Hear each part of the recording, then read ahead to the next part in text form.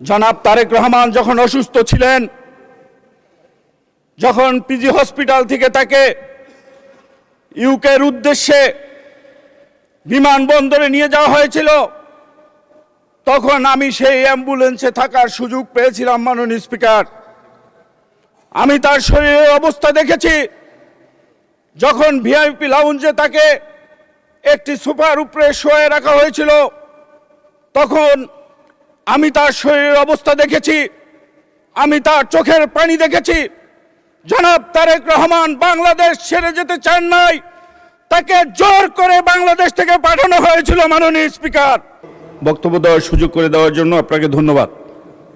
মাননীয় স্পিকার, বক্তব্য শুরুতেই আজকে শ্রদ্ধা ভরে স্মরণ করছি বহুদলীয় গণতন্ত্রের প্রবক্তা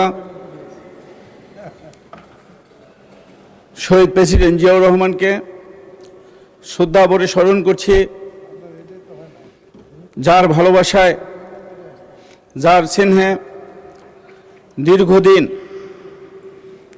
রাজপথে আন্দোলন সংগ্রাম করে নিজেকে একজন কর্মী হিসাবে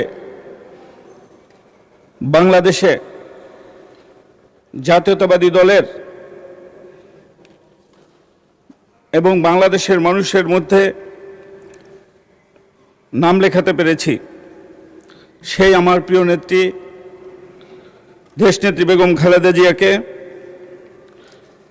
মাননীয় স্পিকার, আমি আন্তরিকভাবে ধন্যবাদ জানাই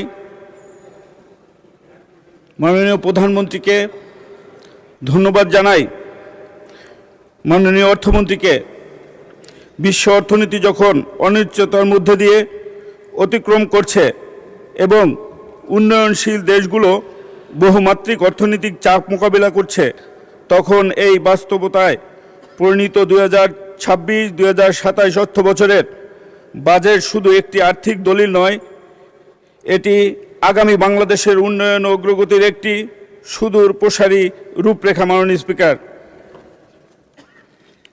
মাননীয় স্পিকার, বাংলাদেশ জাতীয়তাবাদী দলের রাষ্ট্র কাঠামো গঠনের 31 দফায় যেমন জনগণের মৌলিক অধিকার, ন্যায় বিচার ও অর্থনৈতিক মুক্তির বিষয়গুলো গুরুত্ব পেয়েছে, তেমনি এই বাজেটে সাধারণ মানুষের কল্যাণ, মৌলিক অধিকারের বিষয়গুলো প্রতিফলিত হয়েছে। মাননীয় স্পিকার, মাননীয় স্পিকার, আপনার মাধ্যমে মাননীয় প্রধানমন্ত্রীকে ধন্যবাদ জানাই। তিনি মালয়েশিয়া গিয়ে প্রথমেই কারাগারে থাকা রেমিডের যোদ্ধাদের খবর নিয়েছে এবং তাদের মুক্তি পাওয়ার জন্য সকল ব্যবস্থা তিনি করেছেন। মাননীয় স্পিকার, বিরোধী দলের একজন সম্মানিত সদস্য তার বক্তব্যে এই বাজেটকে লুটপাটের বাজেট এবং চানাচুর মার্কা বাজেট বলে আখ্যায়িত করেছেন। আমি বিনয়ের সঙ্গে বলতে চাই, এ ধরনের মন্তব্য বাস্তবতার সঙ্গে সঙ্গতিপূর্ণ নয়। এই বাজেট জনগণের কল্যাণের বাজেট, কৃষকের বাজেট, শ্রমিকের বাজেট, শিক্ষার্থী ও শিক্ষকদের স্বার্থ রক্ষার বাজেট, যুব সমাজের কর্মসংস্থানের বাজেট এবং দেশের মায়ের মর্যাদা ও নিরাপত্তা নিশ্চিত করার বাজেট।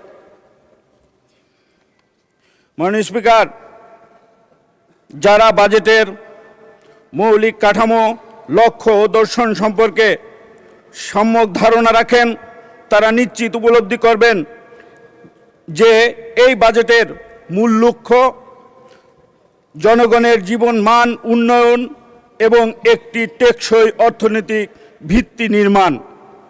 মাননীয় স্পিকার, বিরোধী দল জনাব তারেক রহমানের ইউকে থাকা নিয়ে রাজপথে বিভিন্ন বক্তব্য করেন, আবার এটাও বলেন ভবিষ্যতে কোথায় থাকবেন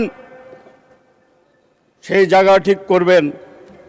মাননীয় স্পিকার, আমার অভিজ্ঞতা থেকে আমি বলছি, জনাব তারেক রহমান যখন অসুস্থ ছিলেন, যখন পিজি হসপিটাল থেকে তাকে ইউকের উদ্দেশ্যে বিমানবন্দরে নিয়ে যাওয়া হয়েছিল, তখন আমি সেই অ্যাম্বুলেন্সে থাকার সুযোগ পেয়েছিলাম মাননীয় স্পিকার। আমি তার শরীরের অবস্থা দেখেছি। যখন ভিআইপি লাউঞ্জে তাকে একটি সোফার উপরে শোয়ে রাখা হয়েছিল, তখন আমি তার শরীরের অবস্থা দেখেছি, আমি তার চোখের পানি দেখেছি। জনাব তারেক রহমান বাংলাদেশ ছেড়ে যেতে চান নাই, তাকে জোর করে বাংলাদেশ থেকে পাঠানো হয়েছিল মাননীয় স্পিকার। আর যারা এই জনাব তারেক রহমানের ইউকে যাওয়া নিয়ে বিভিন্নভাবে বক্তব্য করেন, আবার ভবিষ্যতে কোথায় থাকবেন সেই কথা নিয়ে যারা বক্তব্য করেন, আপনাদের কাছে বলতে চাই, তারেক রহমান এই বাংলাদেশের মাটিতে এসে পা রেখেছেন, এই বাংলাদেশের মাটি স্পর্শ করেছেন। তারেক রহমান এই বাংলাদেশের প্রধানমন্ত্রী হয়েছেন বাংলাদেশের মানুষের ভালোবাসায়। তিনি বাংলাদেশেই থাকবেন, তিনি বাংলাদেশেই মৃত্যুবরণ করবেন। তিনি খালেদা জিয়ার সন্তান, যিনি শহীদ প্রেসিডেন্ট জিয়াউর রহমানের সন্তান। মাননীয় স্পিকার, আমি দৃঢ়ভাবে বিশ্বাস করি এই বাজেট অর্থনৈতিক স্থিতিশীল উন্নয়ন ও জনগণের কল্যাণ নিশ্চিত করতে গুরুত্বপূর্ণ ভূমিকা পালন করবে এবং যথাযথ বাস্তবায়নের এই সুফল দেশের মানুষ ভোগ করবেন। মাননীয় স্পিকার, এই বাজেটে জুলাই আন্দোলনের